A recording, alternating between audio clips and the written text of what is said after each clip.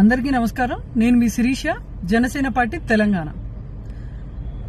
ఏదైతే మన జడ్చర్ల ఎమ్మెల్యే అనిరుద్ రెడ్డి గారు పోన్లే తమ్ముడు అని పిలుస్తా. తమ్ముడు ఏంది ఏదో స్టేట్మెంట్ ఇచ్చినావు పవన్ కళ్యాణ్ గారి గురించి, మా తెలంగాణ, మా హైదరాబాదు, ఇక్కడికి వెళ్ళిపో, ఇక్కడెందుకు ఆస్తులు కొనుక్కున్నావు. నాకు అర్థం కాదు ఏంటంటే నీ అయ్యా జాగిరా తెలంగాణ. ఆయన పవన్ కళ్యాణ్ గారు మాట్లాడింది ఏంటి, మీరు మాట్లాడేదేంటి? అసలు ఒక్కసారి కన్నా కనబడినావా నువ్వు తెలంగాణ అసెంబ్లీలో? ప్రజల సమస్యలు మేము మాట్లాడావా? అసలు ఆ జడ్చర్లలో ఎన్ని సమస్యలు ఉన్నాయో తెలుసా? రైతులు విలవెల్లాడిపోతున్నారు. ఆ రిజర్వాయర్ వల్ల రెసిడెన్షియల్ ఏరియాలో నివసించే వాళ్ళు విలవెల్లాడిపోతున్నారు. దయచేసి ప్రజా సమస్యలపై నీ గొంతుకిప్పి మాట్లాడితే మంచిగా ఉంటది. ఏం పని పాట లేదు, వచ్చేసారు పరిగెత్తుకుంటూ వచ్చేసి ఏం చెప్తున్నారు? మా తెలంగాణ వాళ్ళు దిష్టి తగులుతుంది. ఏం చెప్పినావు, ఏం మాట్లాడుతున్నారు మీరు? నాకు అర్థం కావట్లేదు. వారు చెప్పింది ఏంటి, మీరు మాట్లాడేదేంటి?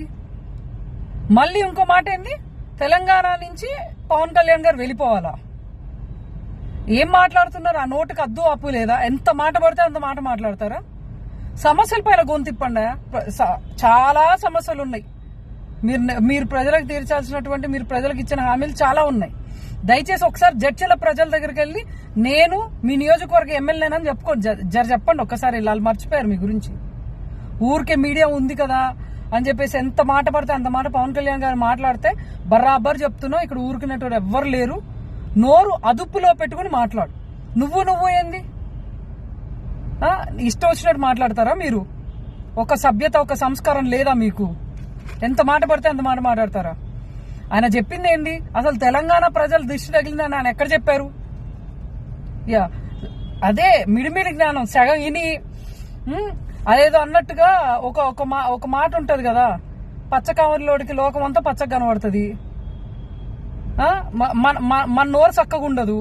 అందుకని అవతలోళ్ళు అదేదో అన్నట్టు డైరెక్ట్ గా భగవంతుడే దిగొచ్చి మీకు ఇది వేదన రా నాయన, ఇది గణపతి శ్లోకం అని చెప్పినా కూడా దాన్ని మీరు బూతుగానే వింటారు, బూతుగానే మాట్లాడతారు. అట్లా అయిపోయింది సమాజం. దయచేసి నాయకుడు అనేవాడు సమాజంలో 10 మందికి మంచి చెప్పి నడిపించేవాడు అవ్వాలి. ప్రజల్ని తప్పుదారి పట్టించకూడదు. మాట్లాడని మాటలు మాట్లాడినట్టు చెప్పకూడదు. మళ్ళీ చెప్తున్నా, అనిరుద్ రెడ్డి గారు, ఆయన క్షమాపణ చెప్పుడు కాదు. మీరు ఇమ్మీడియట్ గా పవన్ కళ్యాణ్ గారికి క్షమాపణ చెప్పకపోతే పరిణామాలు తీవ్రంగా ఉంటాయి. ఆయన జోలికి వస్తే ఊరుకునేటోళ్ళు ఎవ్వరు లేరు ఇక్కడ. అది గుర్తుపెట్టుకోండి. జై తెలంగాణ, జై జనసేన, జై హింద్.